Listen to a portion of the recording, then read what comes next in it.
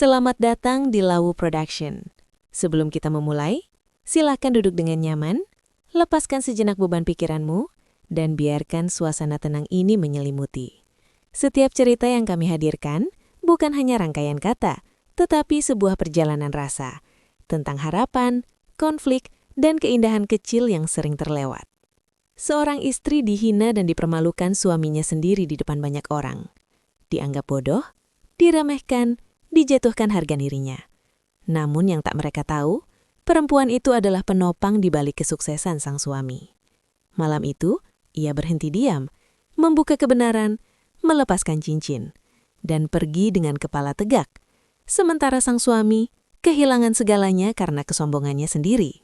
Sebelum kita lanjut, subscribe dan nyalakan lonceng notifikasi agar kamu tidak ketinggalan kelanjutan kisah ini. Karena satu episode bisa mengubah segalanya. Selamat mendengarkan, mari kita mulai perjalanannya. Restoran itu dipenuhi cahaya dan tawa. Meja-meja panjang dihiasi anggur mahal dan senyum palsu. Di tengah keramaian, Raka perlahan mengangkat gelasnya. Bunyi dentingan sendok ke kaca memecah suasana. Semua tamu menoleh. Raka berdiri. Dadanya dibusungkan. Tangannya terangkat tinggi, seolah ia raja malam itu. Di sampingnya, Alia menegang. Jarinya mencengkeram ujung gaun. Raka tersenyum sinis. Maaf ya semua, kalau istri saya kelihatan kaku. Maklum, jarang keluar rumah. Otaknya masih setelan dapur. Tawa meledak. Ada yang menertawakan, ada yang pura-pura sibuk minum. Wajah Alia memucat. Dadanya sesak, napasnya tercekat. Alia, pelan, hampir tak terdengar. Raka, hentikan. Raka menoleh tajam. Hah? Aku cuma jujur. Atau kamu tersinggung karena memang gak punya apa-apa buat dibanggain? Raka menepuk bahu Alia kasar, seolah menepuk anak kecil yang bodoh.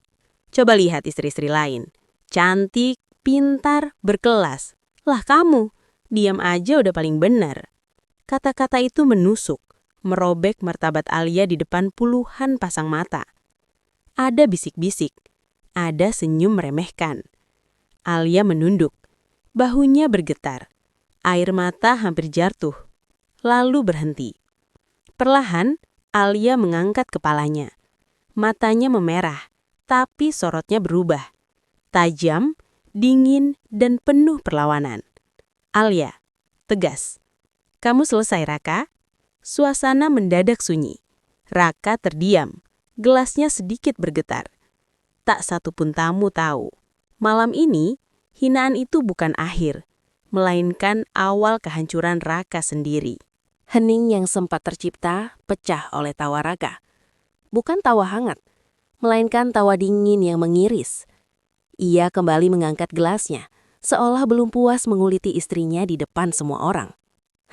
Bukan tawa hangat, melainkan tawa dingin yang mengiris. Ia kembali mengangkat gelasnya, seolah belum puas menguliti istrinya di depan semua orang. Maaf ya, kalau istri saya agak lambat mikir.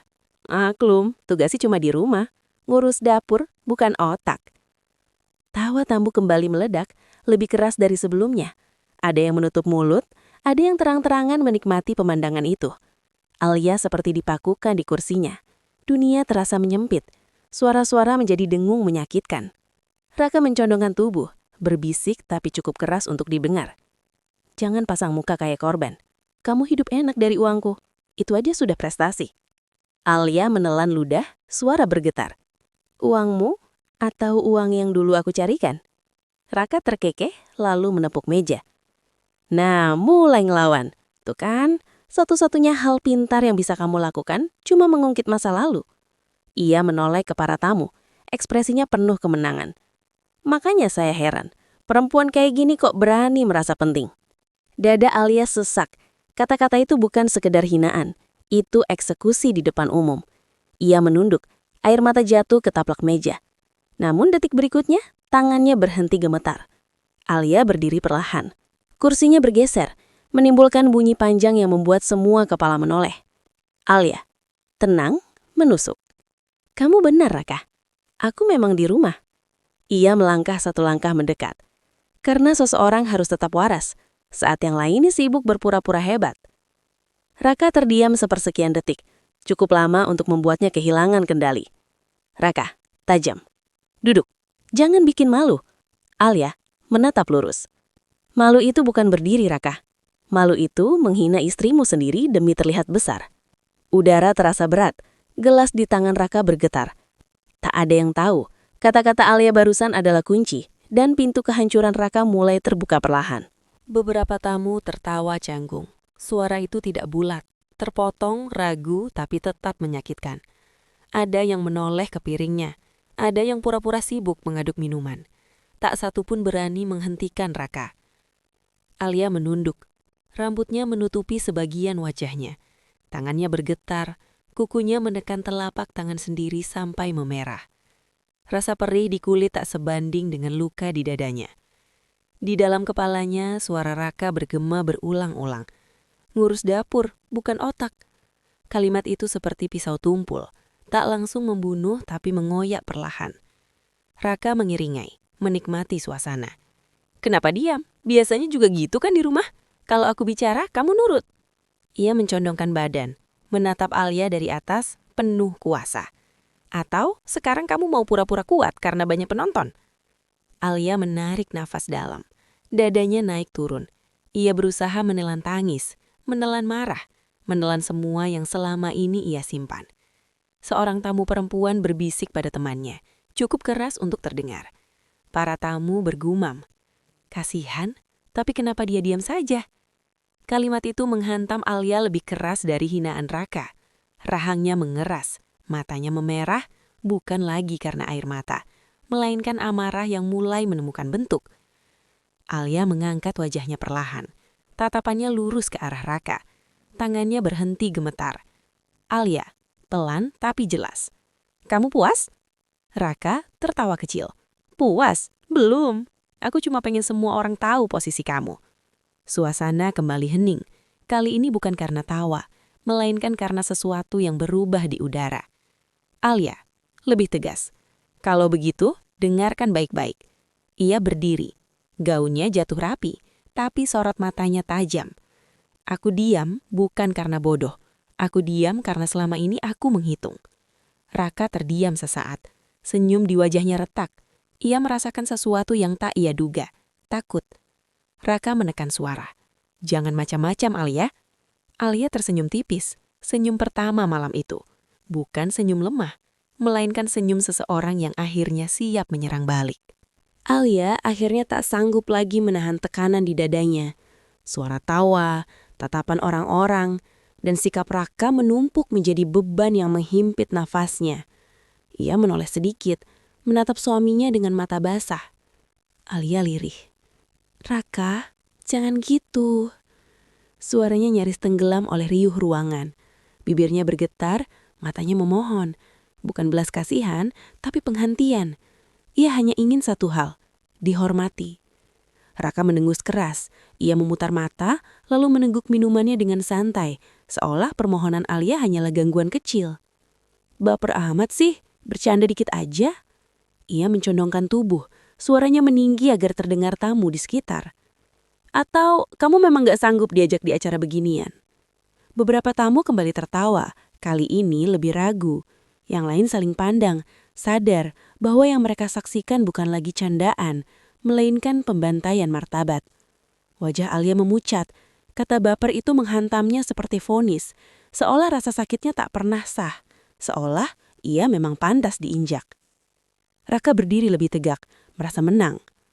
Makanya dari dulu aku bilang, kamu itu cocoknya di rumah, dunia luar terlalu keras buat kamu. Kalimat itu membuat dada Alia terasa kosong, sesuatu di dalam dirinya runtuh, namun bersamaan dengan itu, sesuatu yang lain justru berdiri.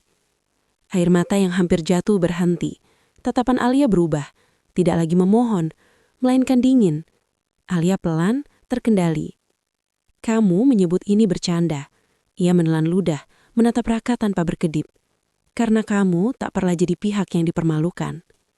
Ia berdiri perlahan, kursinya bergeser, menciptakan suara panjang yang memaksa semua orang menoleh.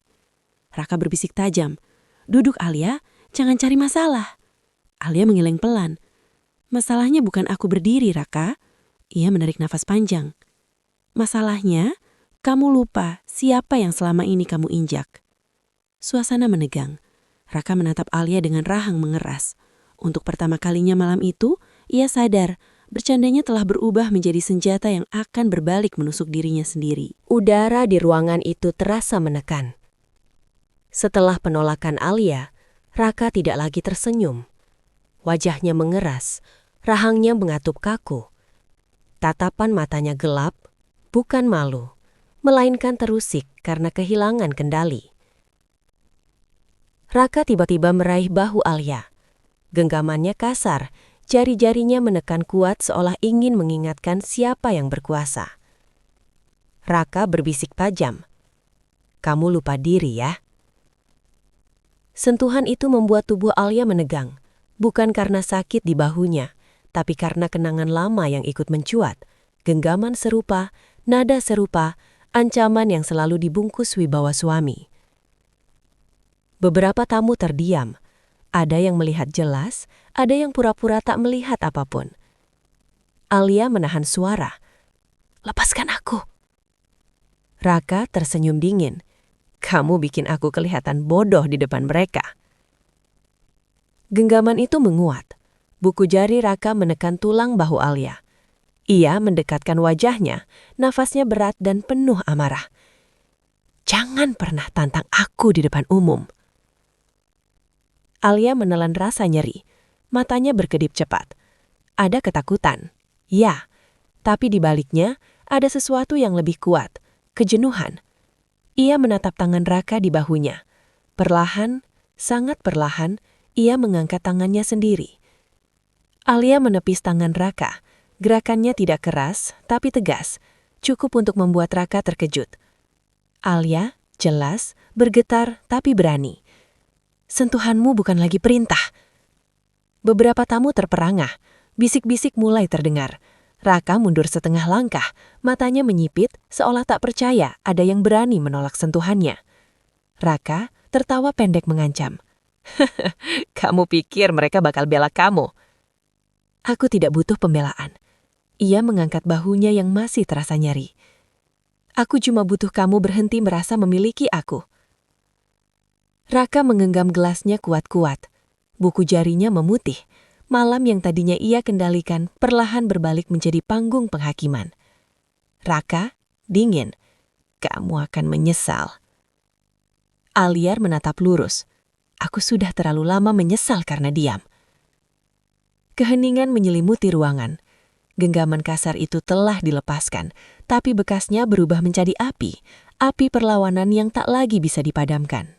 Raka menarik napas panjang, lalu menghembuskannya dengan dengus meremehkan. Wajahnya menegang, seolah hinaan adalah satu-satunya cara untuk kembali berkuasa. Tatapan para tamu kini tak lagi sepenuhnya di pihaknya, dan itu membuatnya semakin kejam. "Makanya aku jarang ngajak kamu keluar. Malu." Ia mengangkat bahu Alia dengan dua jari, seperti mengangkat barang cacat. "Istri kok nggak bisa dibanggain?" Kata malu jatuh seperti palu godam, menghantam keras, memecahkan sisa-sisa kehangatan yang pernah ada. Beberapa tamu saling pandang. Seorang pria tua mengernyit, seorang perempuan menutup mulutnya, tak menyangka Raka akan sejauh ini. Alia membeku. Dadanya terasa kosong, seperti ada lubang menganga. Namun kali ini tak ada air mata. Yang tersisa hanyalah ketenangan yang menakutkan. "Malu? Karena aku?" Raka menyeringai. "Ya jelas. Kamu pikir siapa yang kelihatan payah di sampingku?" Raka menoleh ke tamu-tamu, mencari dukungan. Tak semua mata membalas. Beberapa justru memalingkan wajah. Sebuah penolakan sunyi. Alia melangkah maju setengah langkah. Gaunnya menyapu lantari, punggungnya tegak. Ia menatap Raka, lama.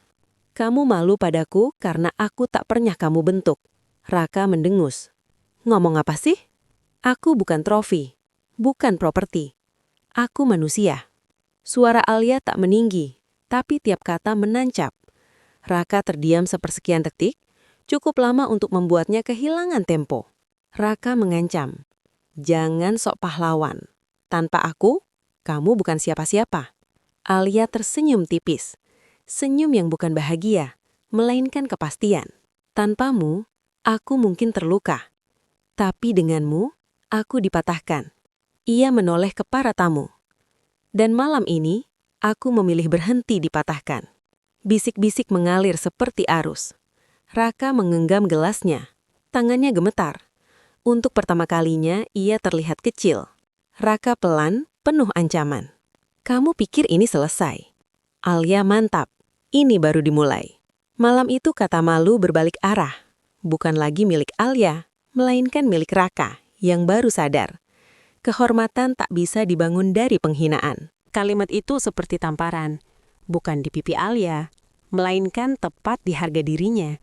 Suaranya tak berbunyi, tapi dampaknya menghancurkan. Seisi ruangan terasa menjauh, seolah dunia mengecil hanya menyisakan dirinya dan luka yang baru saja ditorehkan. Alia menunduk, dadanya naik turun, napasnya berat, tertahan di tenggorokan. Ia merasakan perih yang tak kasat mata, perih karena selama ini ia membiarkan dirinya diinjak atas nama pernikahan. Ia menarik napas panjang, sangat panjang. Lalu, perlahan, ia berdiri. Kursi di belakangnya bergeser, menimbulkan suara nyaring yang memecah keheningan. Beberapa tamu terkejut. Ada yang refleks menoleh, ada yang menahan napas. Raka mendengus, meremehkan. Lihat tuh, drama lagi. Alia tak langsung menoleh. Ia berdiri tegak, merapikan bahunya sendiri. Bahu yang tadi diremas, bahu yang terlalu lama menanggung beban. Saat ia akhirnya mengangkat wajah, sorot matanya berubah. Tidak lagi basah, tidak lagi ragu. Alia, tenang, terkontrol. Kamu tahu kenapa kalimatmu menyakitkan? Raka tersenyum sinis. Karena kamu lemah. Beberapa tamu mengerutkan dahi. Seorang perempuan di ujung meja menggenggam sendoknya kuat-kuat. Tidak, Raka. Ia melangkah satu langkah ke depan. Setiap langkahnya terasa berat, tapi pasti. Karena selama ini aku percaya harga diriku aman di tanganmu. Raka hendak menyela, tapi Alia mengangkat tangan. Bukan memohon, melainkan menghentikan. Aku berdiri bukan untuk melawanmu. Ia menatap sekeliling, lalu kembali ke Raka. Aku berdiri untuk menyelamatkan diriku sendiri. Ruangan sunyi. Tidak ada tawa, tidak ada bisik. Hanya detak jam dinding yang terdengar terlalu keras. Raka, dingin. Terancam. Kamu pikir berdiri bikin kamu lebih berharga? Alia, mantap. Aku selalu berharga. Kamu saja yang lupa. Di saat itu, Raka sadar. Yang baru saja berdiri di hadapannya bukan lagi istri yang ia kenal, melainkan perempuan yang siap merebut kembali martabatnya. Apapun harga yang harus dibayar. Suasana mendadak hening. Tawa terakhir menguap tanpa sisa. Denting gelas berhenti. Bahkan pelayan yang lewat pun melambatkan langkah. Semua mata tertuju pada satu sosok, Alia, yang kini berdiri tegak di tengah ruangan. Lampu-lampu kristal memantul di wajahnya, memperjelas garis lelah yang selama ini tersembunyi di balik senyum patuh. Tapi malam ini, tak ada senyum. Hanya ketenangan yang terasa lebih menakutkan dari amarah. Alia mengangkat dagunya sedikit. Matanya menyapu ruangan, lalu berhenti pada Raka. Tatapannya tajam, dingin, namun terkendali. Seperti seseorang yang telah mengambil keputusan besar. Benar, aku memang bukan perempuan yang bisa kamu pamerkan. Beberapa tamu menahan napas. Kalimat itu terdengar sederhana, tapi nadanya seperti pengakuan yang menyimpan ancaman. Raka mengernyit, bibirnya melengkung sinis. Mencoba mentertawakan situasi yang mulai lepas dari genggamannya. Syukurlah kamu sadar diri. Ia menyelangkan tangan, bersandar pada kursi, berusaha terlihat santai, padahal matanya gelisah. Aku tidak cantik versi kamu, tidak patuh seperti yang kamu banggakan. Tidak diam saat direndahkan. Ia melangkah satu langkah maju. Gaunnya bergerak pelan, tapi suaranya mantap. Aku perempuan yang tidak bisa kamu pajang. Karena aku bukan milikmu. Desah kecil terdengar dari beberapa tamu. Seorang pria menggeleng pelan. Seorang perempuan menatap Alia dengan mata berkaca-kaca. Jaga ucapanmu. Kamu lupa siapa aku? Alia tersenyum tipis, bukan senyum bahagia, melainkan senyum orang yang tak lagi takut kehilangan apapun. Aku tahu persis siapa kamu. Ia berhenti sejenak, membuat jeda itu terasa menyiksa. Dan itu sebabnya aku berhenti ingin dipamerkan olehmu. Hening kembali jatuh. Kali ini lebih berat. Raka merasakan tatapan-tatapan berubah arah, bukan lagi mengaguminya, tapi menilainya. Di tengah keheningan itu, Alia berdiri sendirian. Namun untuk pertama kalinya, ia tidak merasa kecil. Yang perlahan mengecil adalah sosok pria yang selama ini merasa paling berkuasa. Keheningan yang menyelimuti ruangan terasa menyesakan. Lampu-lampu tetap menyala terang, namun wajah Raka tampak sedikit pucat. Ia tak lagi tersenyum. Ada kegelisahan yang tak bisa ia sembunyikan. Alia menatap lurus ke arahnya, tidak berkedip, tidak ragu. Tatapan itu bukan ancaman, melainkan kebenaran yang selama ini ditahan. Aku, perempuan yang menutup aibmu selama ini. Kata aib jatuh seperti palu godam.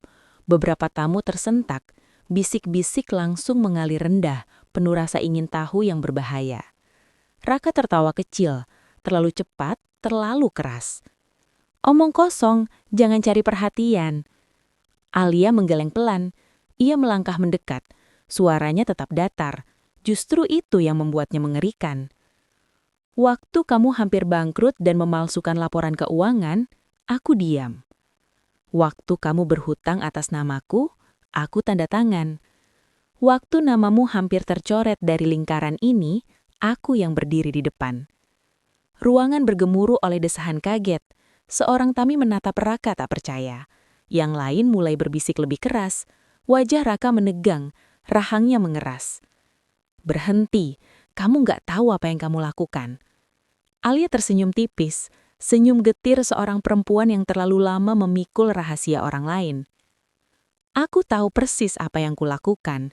Aku menyelamatkanmu, berulang kali. Raka melangkah maju, berusaha memotong, tapi Alia mengangkat tangan, menghentikannya tanpa menyentuh. Dan sebagai balasannya, kamu menjadikanku bahan tertawaan. Keheningan kembali jatuh, kali ini berat dan memihak Alia. Tatapan para tamu berubah, dari penonton menjadi hakim. Raka merasakan pijakan kekuasaannya retak. Kita bicarakan ini di rumah. Alia mantap. Tidak, di rumah aku selalu diam. Ia menarik napas, lalu berkata pelan namun mematikan. Di sini, aku selesai melindungimu. Wajah Raka membeku. Aib yang selama ini aman di balik pernikahan, kini berdiri telanjang di hadapan semua orang. Dan Alia tak lagi menjadi penjaganya, melainkan saksi yang memilih berkata jujur. Raka terdiam. Senyum yang sejak tadi ia paksa bertahan, runtuh begitu saja. Bibirnya mengendur, rahangnya menegang. Untuk pertama kalinya malam itu, ia tak tahu harus berkata apa. Ruangan yang tadinya ia kuasai kini terasa asing, penuh mata yang menilai, bukan mengagumi. Keringat tipis muncul di pelipisnya. Matanya bergerak cepat, mencari celah, mencari sekutu. Tapi yang ia temukan hanyalah wajah-wajah dingin dan jarak yang menganga. Raka tertawa kecil, gugup. Kamu berlebihan, Alia. Tawanya terdengar hampa, tak satupun tamu ikut tertawa. Bahkan gema suaranya sendiri terdengar memalukan. Alia tidak mendekat, ia justru berdiri diam, memberi ruang pada kehancuran Raka untuk bekerja dengan sendirinya. Alia, tenang. Biasanya kamu pandai bicara. Kalimat itu sederhana, tapi menusuk. Seorang tamu pria berdeham pelan, seorang perempuan menggeleng, jelas kecewa. Raka, nada meninggi, defensif. Kalian jangan percaya dia emosional, dia suka membesar-besarkan. Suara Raka bergetar di ujung kalimat. Ia menyadarinya, dan itu membuatnya semakin marah. Lucu, ia tersenyum tipis. Dulu saat aku diam, aku dianggap bodoh. Sekarang saat aku bicara, aku disebut emosional. Raka membuka mulut, lalu menutupnya kembali. Tangannya mengenggam, lalu mengendur. Kontrol yang biasa ia miliki tak lagi patuh padanya. Raka, pelan, tertekan. Kita ini suami istri. Justru itu, ia menatap lurus, tanpa kebencian, hanya kejelasan. Suami seharusnya melindungi, bukan mempermalukan. Kata-kata itu jatuh telak. Seorang tamu berdiri, mengambil jaketnya. Yang lain menghindari tatapan Raka, seolah takut tertular aib. Raka menelan ludah, dadanya naik turun cepat. Senyum tak pernah kembali ke wajahnya. Raka nyaris berbisik, "Kamu menghancurkan aku." Alia, "Mantap." "Tidak, Raka." Ia menggeleng pelan. "Aku berhenti menutupi kehancuranmu." Di tengah ruangan yang sunyi, Raka berdiri tanpa topeng, telanjang oleh kebenaran. Dan Alia tahu, runtuhnya senyum itu adalah awal dari akhir kekuasaan yang selama ini membungkamnya. Ruangan terasa makin sempit ketika Alia menarik napas panjang. Bahunya naik turun, bukan karena ragu, melainkan karena beratnya kebenaran yang akan ia lepaskan. Semua mata menunggu, bahkan suara sendok jatuh terdengar terlalu keras. Suara Alia bergetar, bukan lemah, tapi menahan luka yang terlalu lama dipendam. Alia tegas, "Aku yang membiayai awal bisnismu." Raka mengangkat wajahnya cepat, matanya melebar. Beberapa tamu saling pandang, terkejut. "Aku yang menjual perhiasan warisan ibuku saat kamu bangkrut." Ia berhenti sejenak, tenggorokannya mengeras, jemarinya mengepal, lalu perlahan terbuka. "Dan aku yang selama ini diam saat kamu merendahkanku agar terlihat besar." Sunyi, bukan sunyi biasa, melainkan sunyi yang menekan dada. Seorang tamu perempuan menutup mulutnya. Seorang pria menghela napas panjang, kecewa. Raka menyelah, panik. "Itu pilihan kamu, aku nggak pernah maksa." Raka melangkah maju, suaranya meninggi, mencoba merebut kendali yang terlepas. Alia menatap lurus.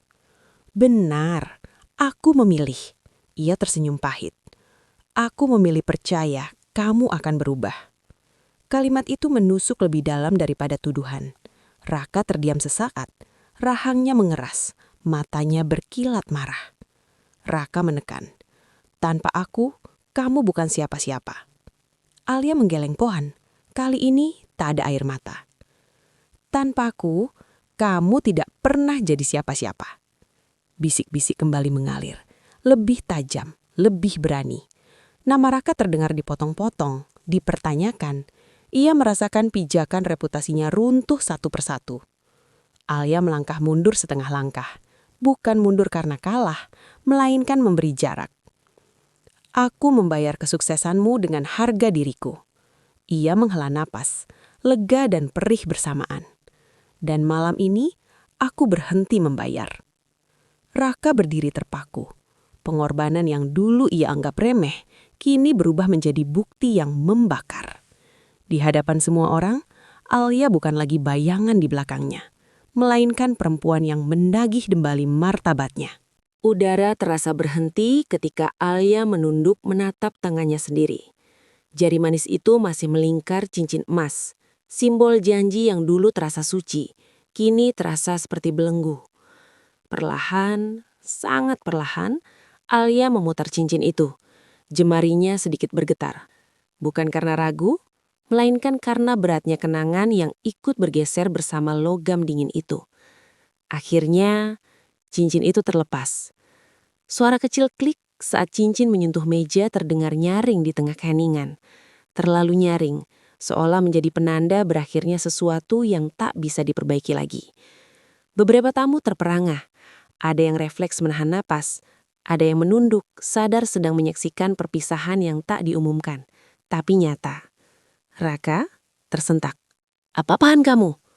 Wajah Raka memucat, matanya membelalak, bukan karena sedih, melainkan panik. Untuk pertama kalinya, ia benar-benar kehilangan kendali. "Alia, tenang dingin. Aku mengembalikan sesuatu yang sudah lama kosong." Raka melangkah maju, tangannya terangkat, lalu ragu. Ia berhenti tepat di depan meja, menatap cincin itu seolah menatap bukti kejahatannya sendiri. Raka menekan suara.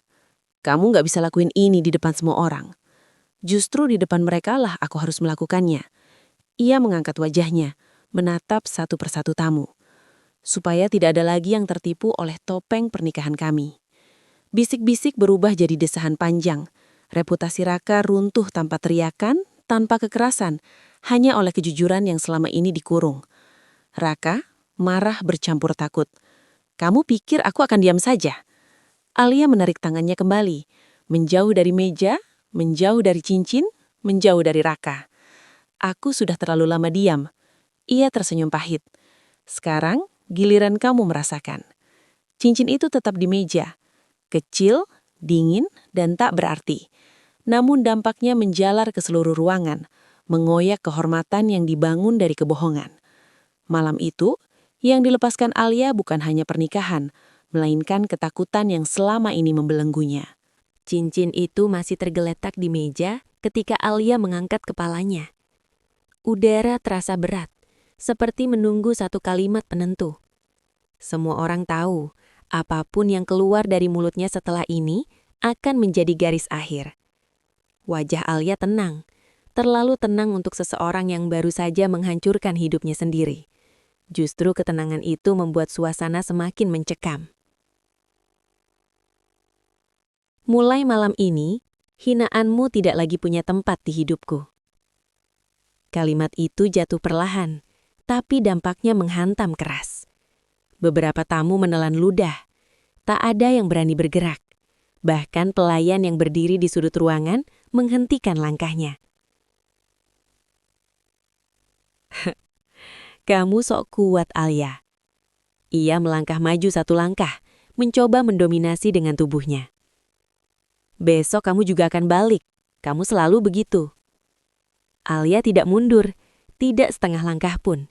Ia menatap Raka seperti orang asing, tanpa cinta, tanpa benci. "Besok mungkin aku masih terluka." Ia menghela nafas. "Tapi, aku tidak akan kembali menjadi perempuan yang kamu hina." Raka menyipitkan mata. Untuk pertama kalinya, ada ketakutan yang tak bisa ia sembunyikan. "Kamu gak akan bertahan tanpa aku." Alia tersenyum tipis. Senyum itu bukan ejekan, melainkan kepastian. "Aku sudah bertahan bersamamu." Ia melirik cincin di meja, dan itu jauh lebih menyakitkan. Ia mengambil tasnya, menyampirkannya di bahu. Gerakannya sederhana, tapi terasa seperti pengumuman resmi. "Kamu mempermalukanku." Alia menatap lurus. "Tidak." Ia berhenti sejenak. "Aku berhenti membiarkanmu mempermalukanku." Kata-kata itu mengunci ruangan. Raka membuka mulut, tapi tak ada suara yang keluar. Semua yang biasa ia gunakan untuk menguasai, uang, status, suara, tak lagi bekerja. Alia melangkah pergi tanpa menoleh.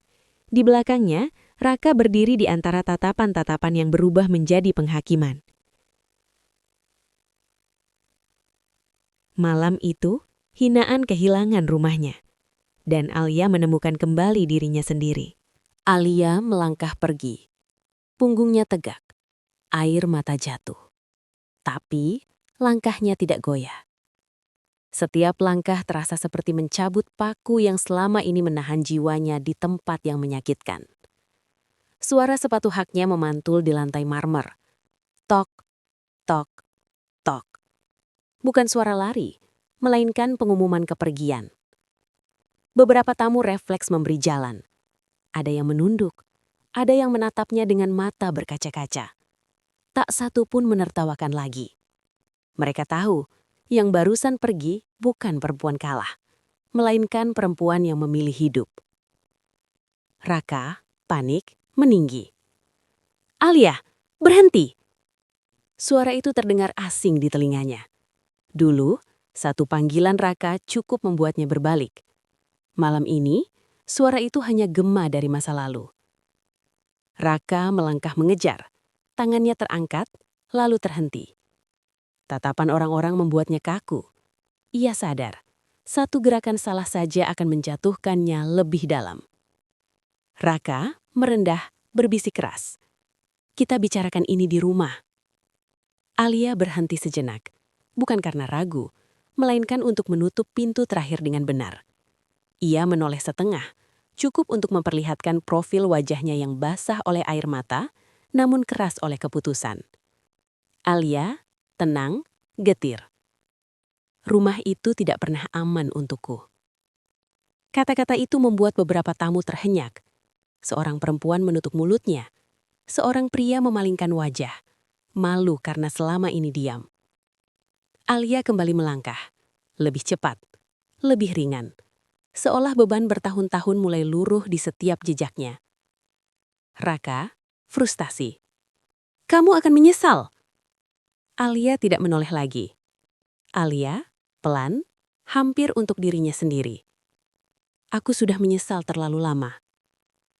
Pintu restoran terbuka. Udara malam menyambutnya. Dingin, jujur, dan bebas. Begitu pintu tertutup di belakangnya, suara di dalam ruangan meredup, seperti kisah yang akhirnya selesai. Di balik pintu itu, Raka berdiri sendirian, dikelilingi kehormatan yang runtuh. Di luar, Alia menghapus air matanya, menarik nafas panjang, dan melangkah ke gelap.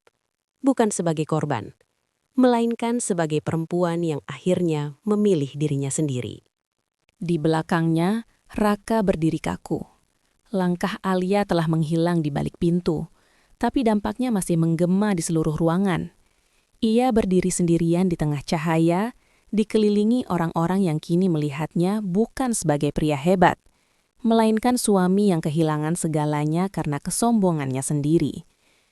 Tak ada lagi tepuk tangan, tak ada tawa, yang ada hanya tatapan, tajam, dingin, menilai. Wajah Raka pucat, rahangnya mengeras, tapi matanya kehilangan pijakan. Senyum yang biasa ia gunakan untuk menundukkan keagaan tak kembali. Kali ini, topeng itu benar-benar hancur. Tamu pria, pelan, kecewa. Jadi, semua itu benar. Raka membuka mulut, lalu menutupnya. Kata-kata yang biasa mudah ia rangkai kini berantakan di kepalanya. Raka memaksa tertawa. Kalian terlalu cepat menyimpulkan, ini urusan rumah tangga. Tamu perempuan dingin, rumah tangga bukan alasan untuk merendahkan. Kalimat itu sederhana, tapi menghantam lebih keras dari teriakan. Beberapa orang mulai beranjak. Kursi digeser, gelas diletakkan tanpa diminum, satu persatu mereka menjauh, bukan dengan keributan, melainkan dengan penolakan sunyi. Raka melangkah maju, mencoba menghentikan seorang rekan bisnis. Raka, kita masih bisa bicara. Rekan menarik tangan, nanti. Satu kata, datar, memutus jarak. Raka menoleh ke sekeliling, mencari mata yang masih mau menatapnya hangat. Tak ada. Yang tersisa hanyalah cermin sosial yang memantulkan dirinya apa adanya. Kecil, rapuh, dan telanjang oleh kebenaran. Raka bergumam putus, Alia. Nama itu tak lagi memiliki kuasa. Ia sadar, bukan Alia yang menjatuhkannya malam ini. Ia sendiri yang membangun menara dari penghinaan, dan kini menaranya runtuh, tepat di hadapan saksi. Tangannya gemetar saat meraih gelas. Air di dalamnya beriak, seperti hidupnya yang tak lagi stabil. Tamu lain berbisik, kasihan, tapi pantas. Raka berdiri di tengah ruangan yang perlahan kosong. Kehormatan yang dulu ia banggakan pergi tanpa pamit, mengikuti jejak Alia. Malam itu, ia belajar satu hal yang terlambat. Kekuasaan yang dibangun dari merendahkan akan runtuh oleh kebenaran, dan tak ada siapapun yang tersisa untuk menyelamatkannya.